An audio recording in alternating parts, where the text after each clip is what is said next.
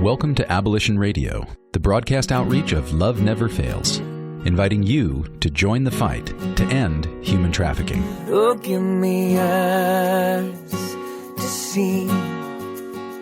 Oh, give me strength to lead.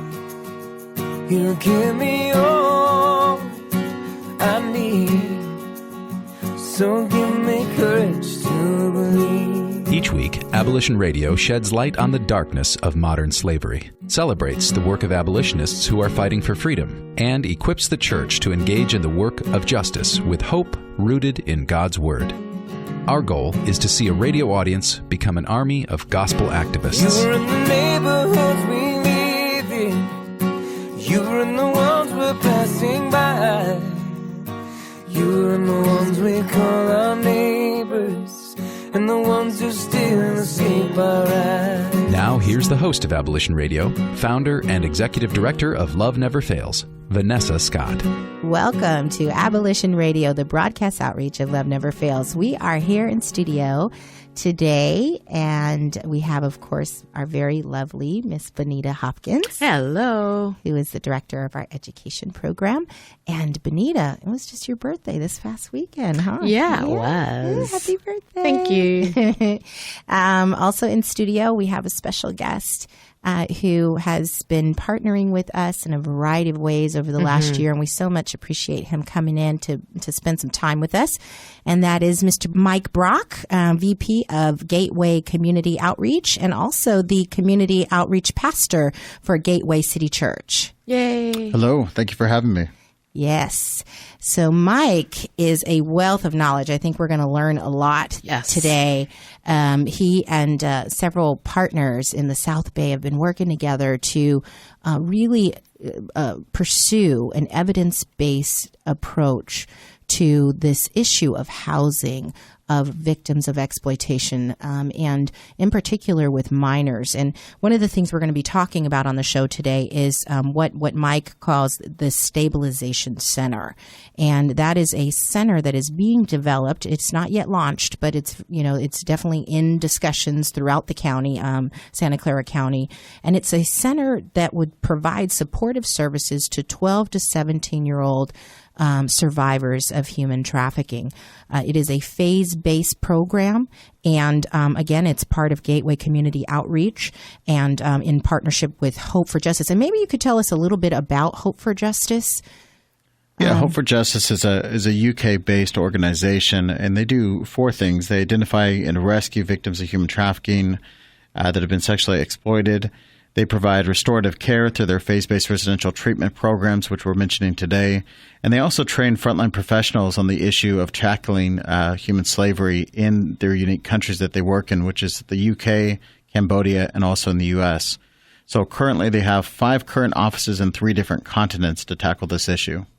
You know, one of the things that I like about Mike's approach, and I so much appreciate about the insight that he has brought to me, is, as you know, Love Never Fails works on this issue from a domestic standpoint. So we're focused on California specifically, but a lot of what we talk about is we draw best practices from agencies that we're working with locally, but we miss out in some ways on some of the best practices that are coming out of the UK, coming out of, so Compassion International, right, is now a part of Hope for Justice, and they have some best practices that are being leveraged here in the creation of the Stabilization Center that I think we can all learn a lot from as we develop our different housing approaches. So, and as you know, Love Never Fails is very close, 2 weeks away from launching the second emergency safe housing program for human trafficking survivors for women and children in California.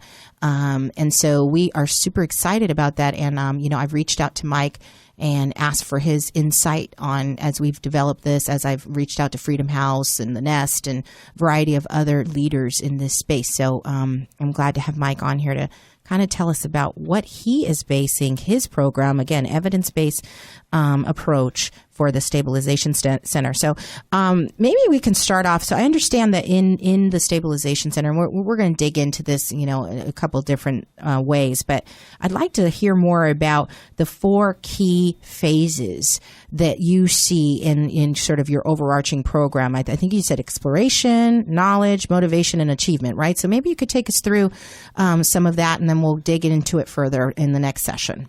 Yeah, this is an awesome system. What we're able to do, Hope for Justice was able to look at 40 different U.S.-based models of aftercare, along with 107 different international shelters, finding best practices for how to treat victims of human trafficking. And so they do that in 4 different phases. And this was created by Transitions Global and Abolitions International, now one organization called Hope for Justice. They do it in 4 different ways. The exploration phase, which is the key objective at this moment, is why am I here? And the victim is discovering why that they're in the house itself. The second one is the knowledge phase, and that's the key objective for that phase is what can I learn about myself? The third is the motivation phase, and the key objective is how can I move forward? And then finally, the 4th phase, which is the achievement phase. And the key objective at this time is working towards successful reintegration back into society. Before we dig into that, actually, I'd like to know a little bit more about you, Mike. So how did you get into this issue of, kind of fighting against human trafficking? And, what does it mean to you personally to be involved in this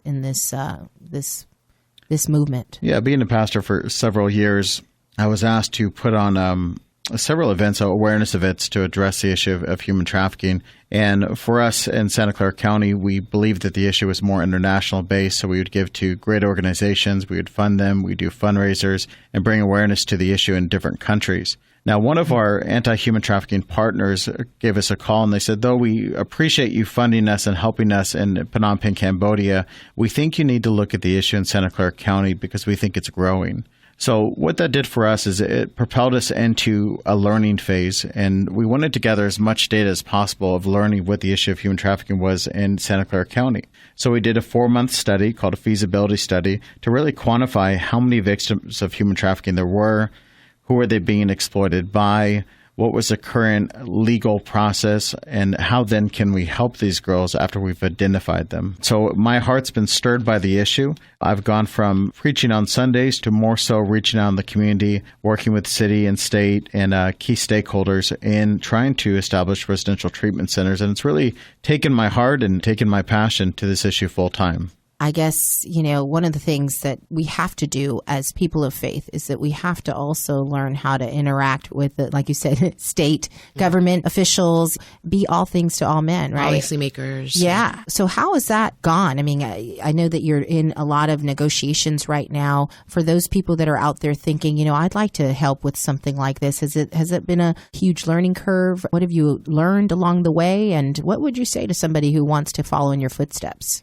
I think we've learned that Christians, we have a lot of passion, and I think we lead with that place of passion and that place of God's heart towards a particular issue.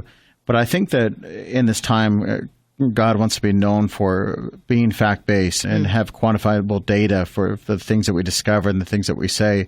It's taught us to be really accountable in our words. It's taught us to be well-prepared. It's taught us to really address the issue with data and to have best practices in line as we suggest things to our city. That's good. That's really good. One thing I've noticed is as we've been placing, so as you know, we mostly work with adults, both women and men and their children.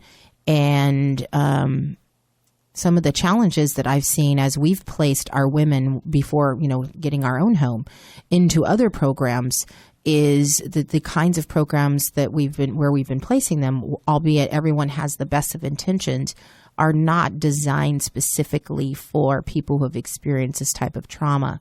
And without knowing, having the best of intentions, there have been instances where we have placed people in places where they've been harmed again.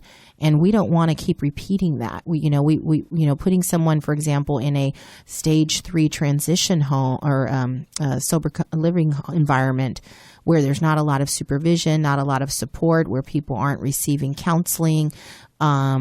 It's not the best environment for someone who's coming out of, let's face it, someone who's coming out of having been raped between 9, I've heard the average of 9, but CNN had a report that said it's between 24 and 48 times a day.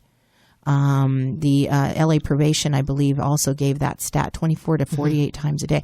I mean, how do you go from that and then go into a home where you have a bed, but there's not much other, more support that's going on. Right. So I know that's, that whole evidence-based, metrics-oriented, accountable aspect of your program is what is so interesting to me, because I believe that it speaks to the safety of the people that will be in your program. Yeah, I think why love is paramount in recovery of a victim of human trafficking. It's important to know that we can't love people into holistic care or love them out of their exploitation. And so the way we have to address it is, one, with love, but also into best practices and proven practices over time.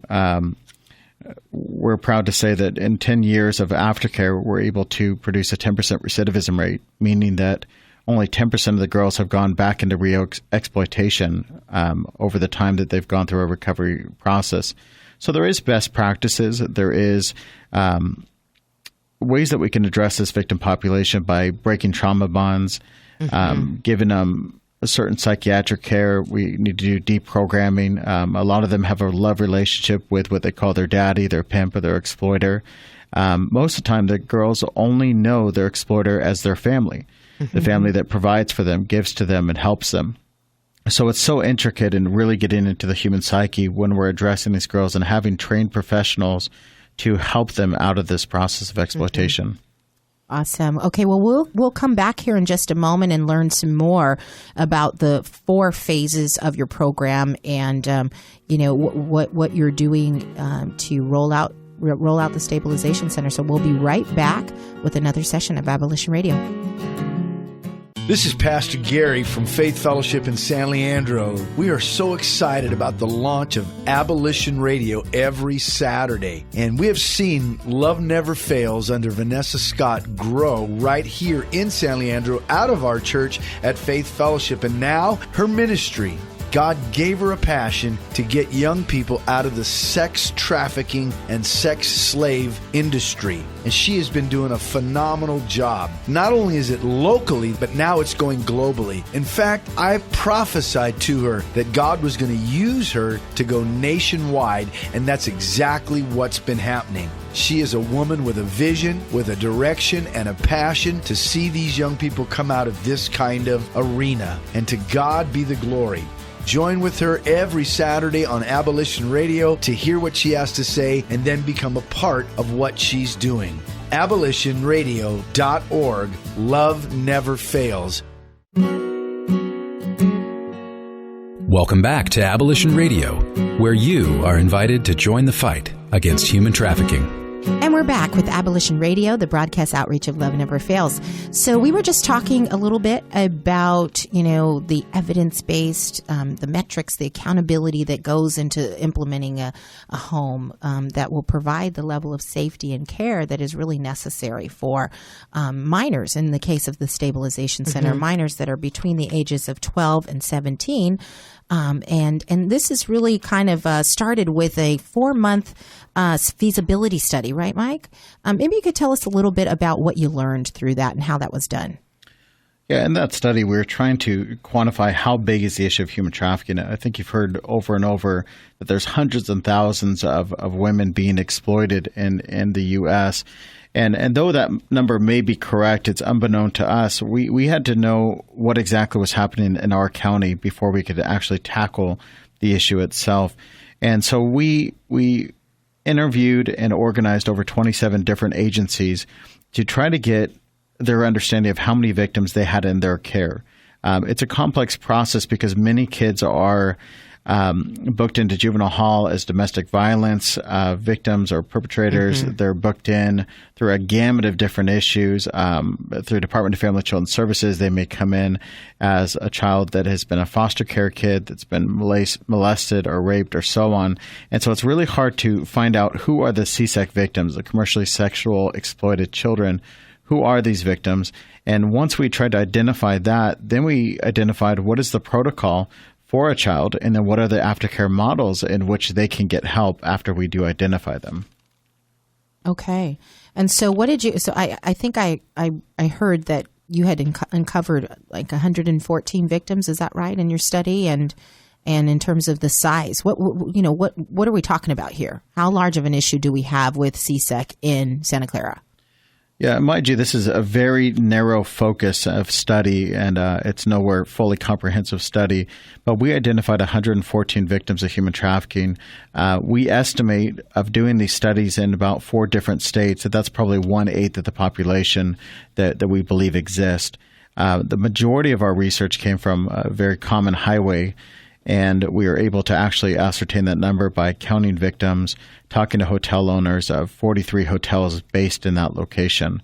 And so these are the girls that we see, not to mention the ones that are internet crimes against children, the ones that are being exploited in several different ways. These are just the girls that are walking the street, the hidden ones, yeah. And just to kind of corroborate what you're saying here, Polaris actually did a study, and this was maybe 2 years ago, their latest study on housing throughout the U.S. And what they uncovered is that there are 529 beds throughout the U.S. that are dedicated to human trafficking survivors. And that includes minors and adults.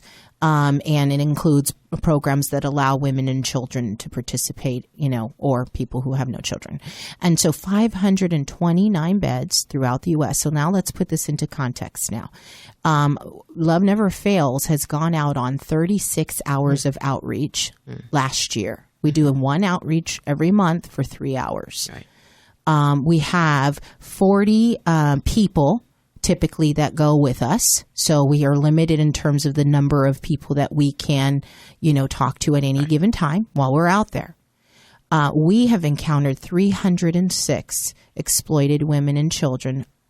That's 10 people, 10 people at least, per outreach. Yeah.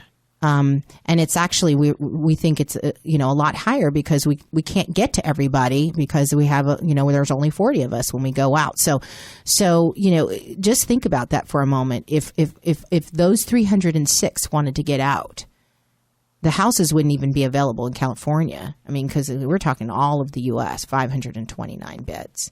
So you see that we have quite a dilemma. And that's really about 22 people per outreach. Was that 36? Yeah.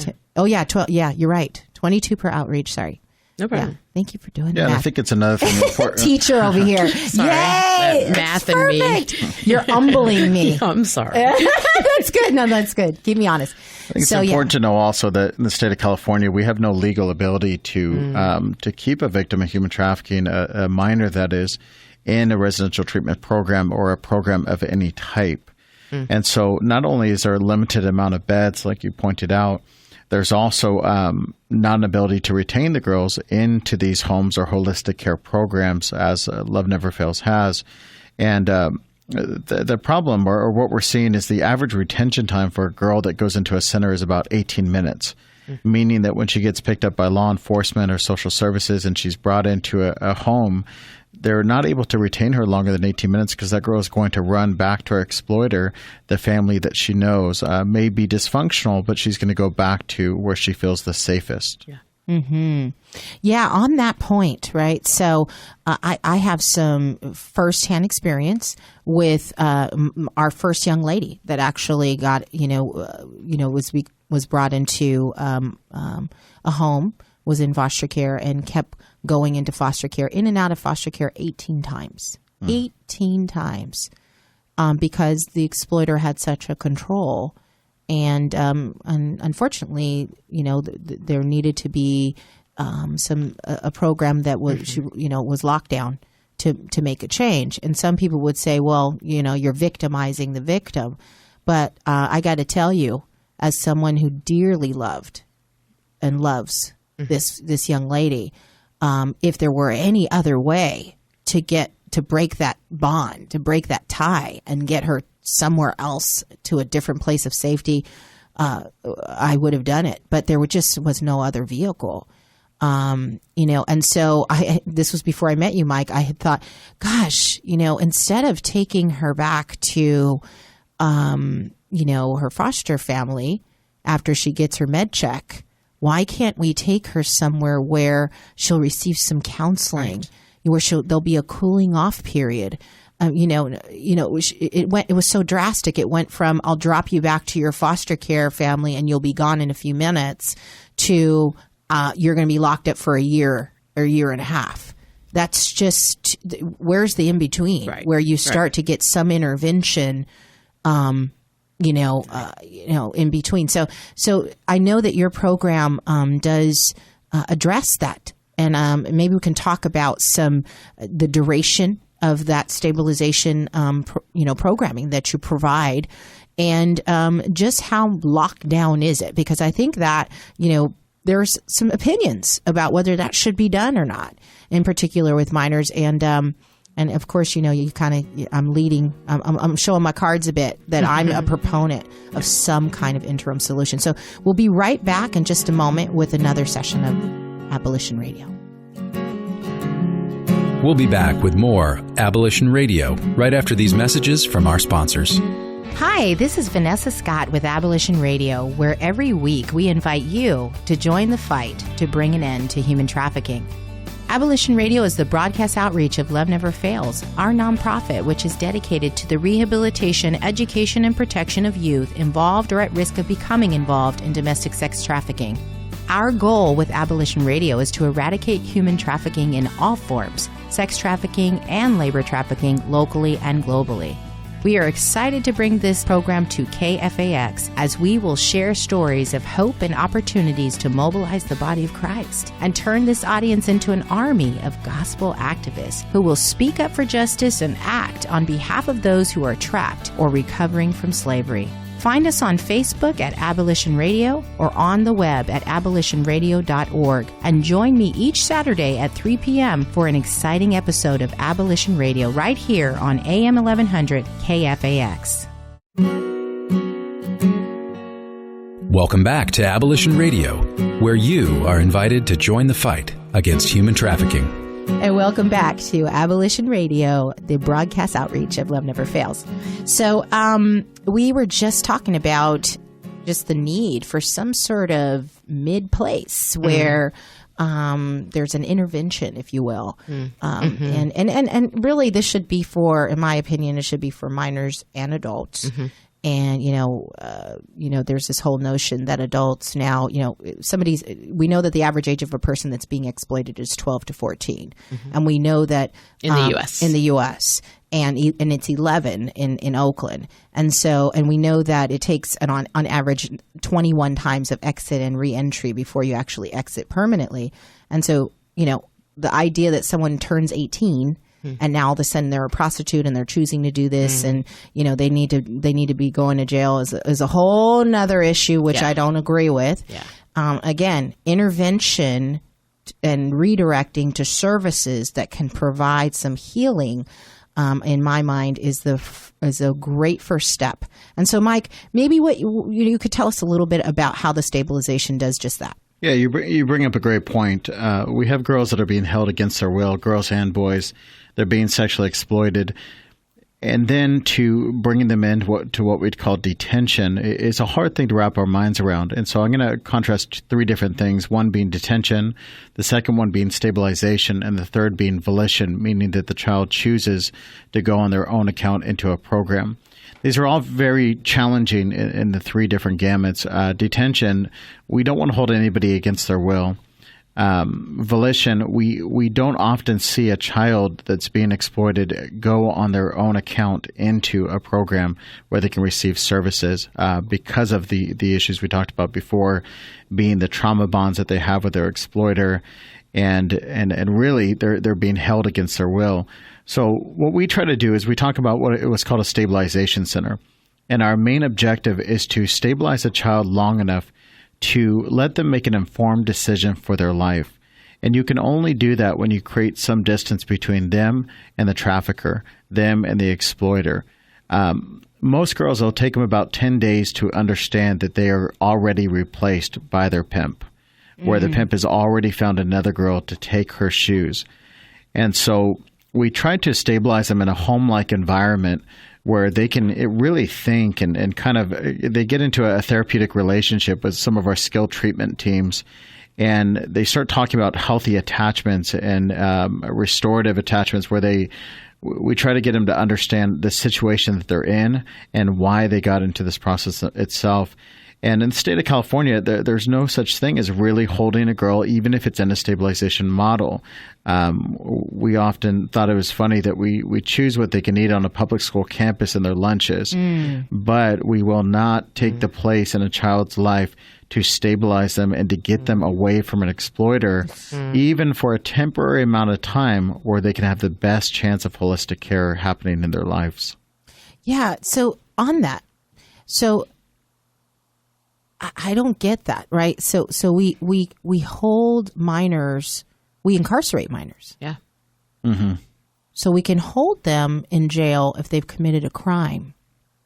But if a crime's been committed against them, we're not compelled to provide services that they need to get better. I just don't get that. Yeah, it's about human rights. It's about them having the right to do. But as a parent, and I know you both are also, sometimes a parent has to step in and say, we need to make a right decision for you. We need to lead you to a right model and a healthy model. And in the state of California currently right now, and there's a lot of wonderful people working on this very issue as we speak, we're trying to compel them to engage with the child enough on the behalf of the child to make an informed decision for their own life. We would like to see a 6-month period where the child can really deprogram, break, if you will, Stockholm Syndrome or a similar syndrome of that, and to allow her or allow him to make a decision to even go through a 2-year process of getting holistic care, education, job training, and so on. Yeah. So, obviously I'm a proponent of some sort of a break away from, and I like, the idea of 10 days to me seems very reasonable. I could see where people would get a little concerned about 6 months because then that starts to feel like, one of these lockdown facilities. But 10 days is enough time for someone to just get a break, get their head together, get some counseling. And maybe by the 3rd or 4th time that you come into the stabilization center, you start to really receive some of the messages and start to contemplate what it would look like if you were no longer with your exploiter, or to your point, when you see that your exploiter is actually found, because there isn't an exploiter that's going to sit tight while you're in there. That's right. They're going to go find the next good thing, right. and then you're gonna feel replaced, and that we find that oftentimes that is a compelling event that causes a survivor to want to get out, because they have been, there's a new bottom in the crew, or a new person that's being the best girl in the crew, and that's not we don't want people to have to go through that. We don't want to stage that kind of pain, but it's the reality. You're a commodity, you're a product, and you're very easily replaced, as hard as that is to hear. Yeah, and it's even a time to break that drug dependency also. Oh yeah, because there's so many of these situations where there's a drug dependency, which is leveraging then the exploitation, drugs for sex, if you will. And so there needs to be some time to get some cognitive thought also for the girl to understand where she's at. Absolutely. So the one thing, too, that is kind of interesting. So I experienced that several parents wanted to place their child in a program of some kind, but the programs that are available today, many of them out of state, cost $85,000 a year per bed. And so unless you go through a legal proceeding whereby your child is charged, you're charged with not being able to control your child, and then you lose your parental rights, and the child becomes a ward of the court, and then is forced through juvenile probation programming, typically, to go into a program, then you're going to have to pay for all of those services yourself. And most of the parents that I'm interacting with don't have the means That's right. to place their children in those as much as they want them. So when you talk about coming in of your own volition, what does that look like financially for a parent and a child that may be wanting those types of services? Yeah. That's a very good point. And I think the misconception is that they're Caucasian, well-to-do children that are being abducted, if you will, from the local mall and put into exploitation. But there's many factors of a victim of exploitation, poverty being one of them, lack of education or access to education, lack of job opportunities or income generation from the family, domestic violence in the home, drug and alcohol abuse in the home. So these are families and victims that haven't had the best run of it to even start with, and then to propose that they have to spend the $85,000 or $100,000 for a treatment model is insurmountable for these families. Hope for Justice runs a free program. There's no charge to the child, and the majority of the children that we treat are actually children that are orphans and children that are in the foster care program with no families. And when we do look at a child coming in by their own volition, I've never seen that to date. We have seen 20, 30-year-old women that have been discarded by their pimps. They've seen the other side of prostitution, or being prostituted, rather. We don't believe in anybody being a prostitute. And maybe at that point in their 30s, they're seeking some kind of help because they've had a revelation of some sort, or they're indisposed and then need some kind of help, just even mental health issues at that point. So you're finding, in particular with Hope for Justice, where their programming is being run outside of the U.S., that most of the people that are coming of their own volition are 30 and over because they've been discarded or, cast away by their exploiter. Yeah, or beaten within minutes of their life, and so they're looking for some kind of safety or some kind of help. Okay, gotcha. So, as you can see, this is pretty complex, and again, all of this, my opinions and commentary are not to condemn the people that are trying to help. Of course, I'm so grateful for the program that ended up helping to restore my student. That was out of state, and all of the public officials that helped to provide those services, because if they had not been a part of her restoration, I don't know where she'd be. At the same time, I sure wish that we had something as an interim, and I love that that there are programs such as the Stabilization Center that are bubbling up that could begin to meet some of that need. So we're going to be back in just a second to talk about the I Am House of Restoration for Women and Children. We're also going to talk some more about the Stabilization Center. I'd like to drill a little bit more into the phases that will take us from that 10 to 6 month period on through 24 months, and some of the recidivism rates that Mike just mentioned in terms of 10%, only 10% recidivism, which is unheard of, and why he thinks that is. So we'll be back in just a moment with another session of Abolition Radio. This is Pastor Gary from Faith Fellowship in San Leandro. We are so excited about the launch of Abolition Radio every Saturday. And we have seen Love Never Fails under Vanessa Scott grow right here in San Leandro out of our church at Faith Fellowship. And now her ministry, God gave her a passion to get young people out of the sex trafficking and sex slave industry. And she has been doing a phenomenal job. Not only is it locally, but now it's going globally. In fact, I prophesied to her that God was going to use her to go nationwide, and that's exactly what's been happening. She is a woman with a vision, with a direction, and a passion to see these young people come out of this kind of arena. And to God be the glory. Join with her every Saturday on Abolition Radio to hear what she has to say and then become a part of what she's doing. AbolitionRadio.org. Love never fails. Welcome back to Abolition Radio, where you are invited to join the fight against human trafficking. And we're back with Abolition Radio, the broadcast outreach of Love Never Fails. Okay, so we have some exciting news. I think I mentioned it earlier on the show. It's just really amazing how this has all come together. We have started the year sort of desperate, I guess, looking for solutions for many of our women in particular that have children, looking for placement for them, looking for housing, stable, safe housing for them.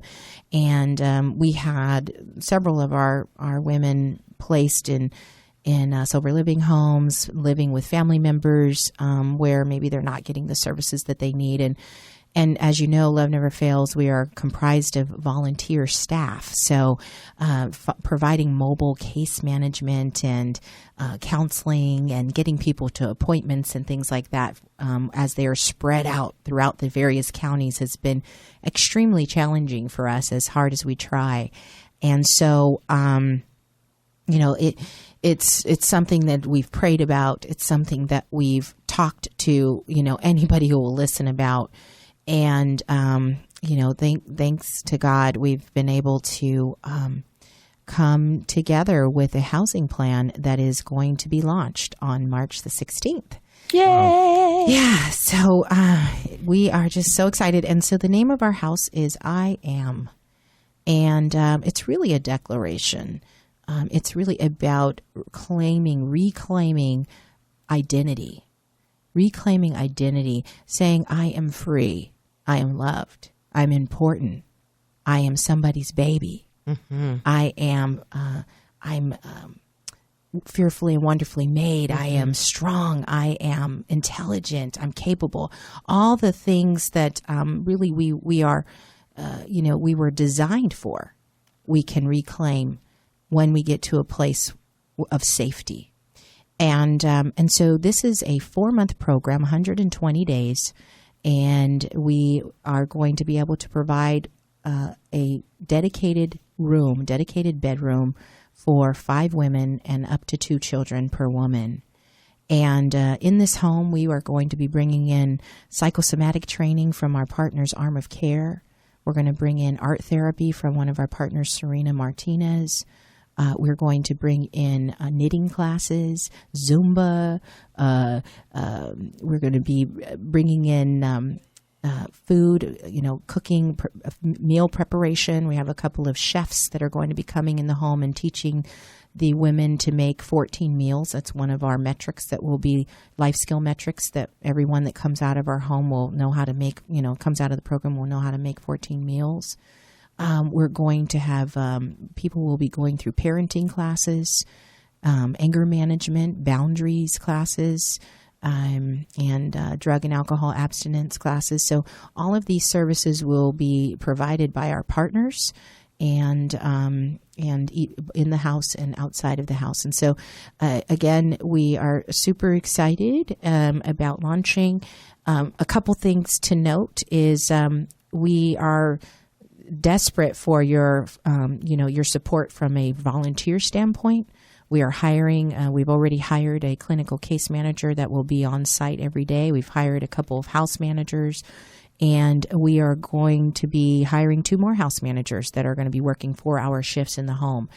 So if you're interested, please reach out to me, Vanessa at loveneverfailsus.com, and let's get you some more information and hopefully have you join us in this fight and in providing care for those that need it so terribly.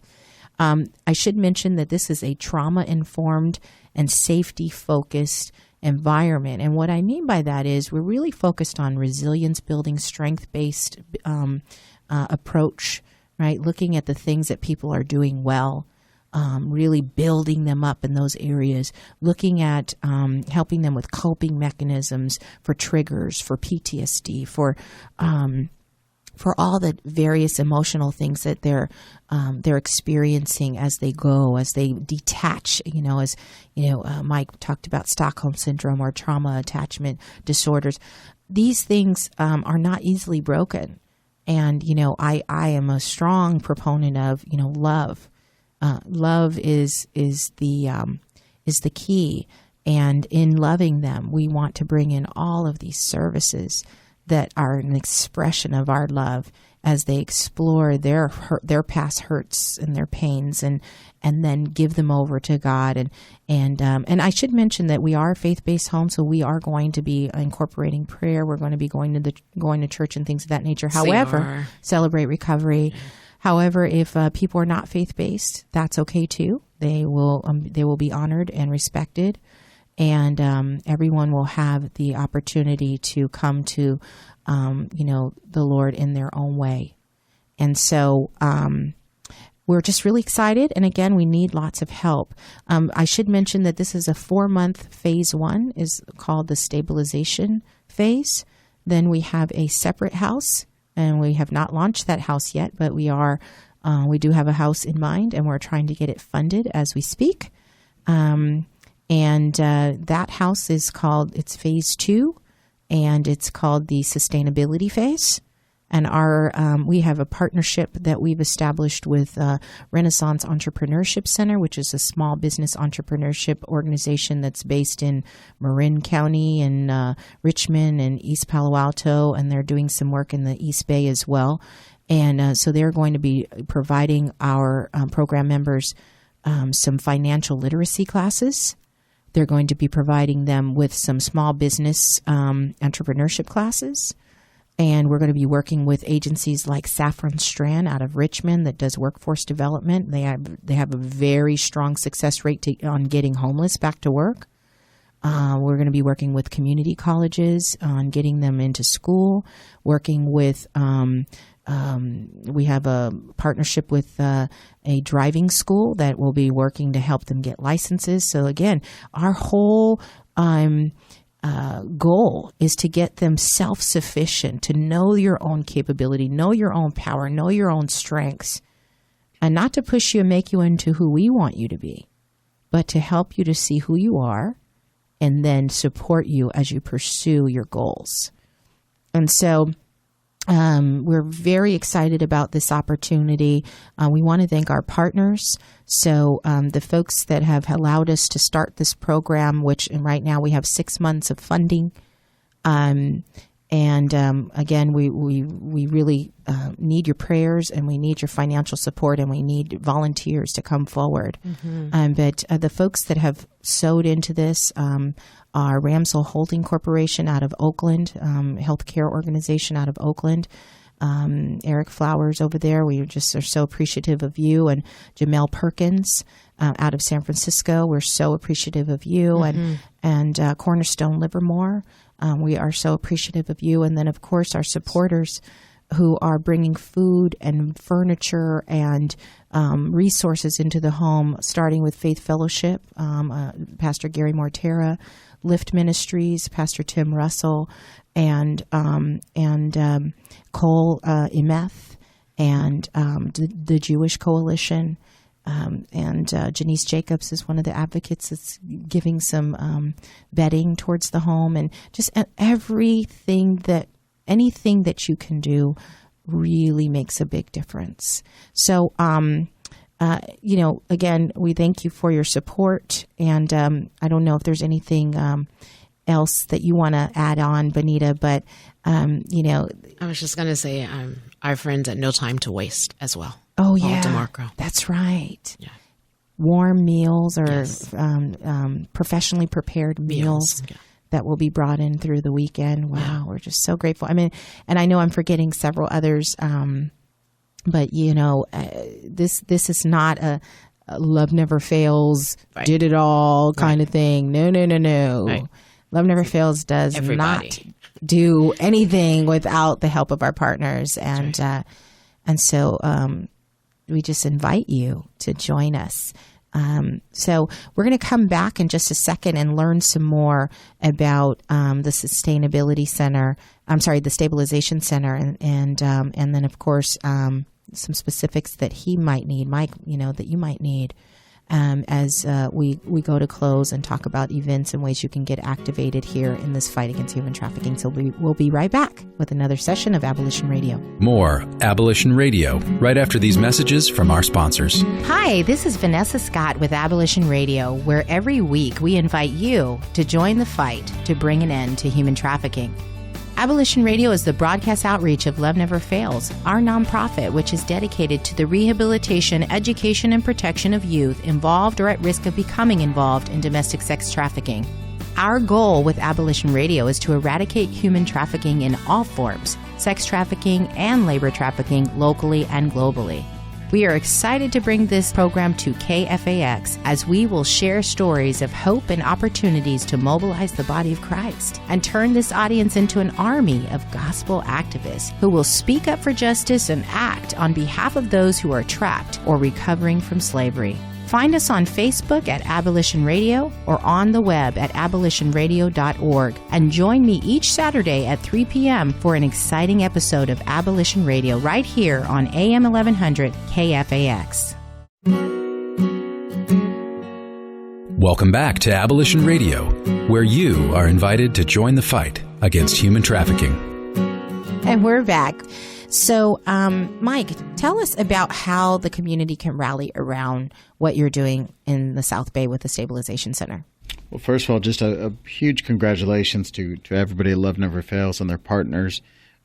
We so appreciate everybody in the space. One thing that was inspired by Love Never Fails is that they're going to do anything and everything to help girls. And why there's certain objectives that we're trying to reach and certain ways that we're trying to treat people. It's important to enter into the space, get involved at any level you can to help these girls that are being exploited and these boys that are being exploited. So I applaud them and so excited for what they're doing. Thanks so much. Thanks. Where we are right now is we're just in an education phase of trying to make places like I Am House and the many houses that exist already be more sustainable, and try to get legislation and bills passed and commissions passed where we can be able to treat girls a little bit more effectively by stabilizing them. So it's just an open mind approach. We've never done it in the state of California, nor have they done it in the U.S. and trying to stabilize girls and keep them there long enough to get some help and training. So we covet your prayers and appreciate your prayers through this endeavor. Okay. Mm-hmm. So we'll definitely add you to our prayer list specifically for this. And if there's anything else that you have need of, just you know where to find us, so we can make it known. Yeah. Because I know that there are people listening from the South Bay that want to help and maybe don't know what needs exactly. Don't know how. So, okay. So we're just going to dig a little bit into the events that we have going on in the community. We do want to invite you out to hear more from Mike Brock and Pastor Mike Brock, VP of the Gateway Community Outreach, and also talking about both from the stabilization standpoint and also from Gateway City Church. We'd love to hear him come out and talk about this panel, or on this panel that he's going to be on at Foothill College, and that's on March 17th. What time is that, Mike? That's at 12 o'clock p.m. 12. Okay, great. So come out and hear some more from him. And learn, be prepared to meet with them and just ask questions. And he's a wealth of knowledge. So you definitely want to hear some more from him. Also, on March 1st, we have our Love Never Fails Action Network meeting. Yes. And that is at Lift Ministries, which is 22580 Grand Street. Cross Street is A Street in Hayward. And so please do come on out and meet with our directors and learn how you can get involved with education, mentoring, men's services, search and rescue, housing, and community outreach, street outreach. You name it, we're trying to do it. We got it. All right, so come on out. And then March 21st is our outreach, street outreach. We haven't identified where we're going yet, but we will be meeting at Faith Fellowship at 6:30 p.m.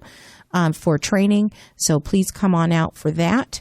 And then we'll go on outreach right after the training. Also, I think I missed March 4th. You're going to be at Stanford, right, Benita? Yes, I will be. Okay, yes. And you're going to be talking to the audience about human trafficking and about education. A class. Okay. Yes, yeah. And then Bellarmine College Prep in San Jose as well. Correct. And so you can go to our website on our events page, and also you can shoot us an email, community@loveneverfailsus.com, and ask to be added to our newsletter, where you'll get more information about events like this. Other events that I want to make sure you're aware of: on March the 12th, Mentors for Positive Change, 7 to 9 p.m. in Hayward. That will be every Thursday until May 19th, and that is to become a mentor for positive change, which is one-on-one mentoring with a young lady or a young man. You got to be background checked. You go through the 10 weeks, you get certified, and this is sort of the way that we go about it. So please join us in being a mentor for positive change. We also want to invite you out on, March 21st, and then the 16th, we're opening the house. So please continue to pray for us as it relates to that. We are so grateful for your support. We always want to encourage you and invite you to become a 40 for Freedom partner. And what that entails is to actually, sow into Love Never Fails $40 a month to allow us to do what we do. That will allow us to educate 6 children. That will allow us to provide a bed for 2 nights for an exploited woman. That will allow us to provide counseling for a month for 2 people. So $40 a month really goes a long way. And so please do so into that. And the way you do that is by going to loveneverfailsus.com and clicking on the donate button. Also, if you're an organization and you'd like to join us as a courageous community collaborator, and that is investing some resource and committing on a financial basis, on a monthly basis. Courageous Community Collaborators are published on our website. They include Faith Fellowship, Lift Ministries, Oakland City Church, Cornerstone Livermore, and Cole Emeth. And so we are so grateful to those organizations that are committed to us on an annual or monthly basis and from a financial and resource standpoint. And we invite you to go again to loveneverfailsus.com and click on the donate button and learn more about how you can become a courageous community collaborator. And lastly, we always want to end our show by making sure, if no one tells you at all this, we think it's important that you know that you are loved. Thanks for joining us this week on Abolition Radio. We trust that you've been inspired by these stories of hope and survival, and that you'll accept our challenge to get involved by contacting us at abolitionradio.org, by liking and sharing our page on Facebook, Facebook.com/Abolition Radio, or by making a contribution directly to Love Never Fails. Abolition Radio is the broadcast outreach of Love Never Fails, which is a donor-supported, nonprofit ministry that Vanessa founded as a way of directly impacting the lives of young people who are trapped in or at risk of becoming involved in sex trafficking. This broadcast needs your involvement and support.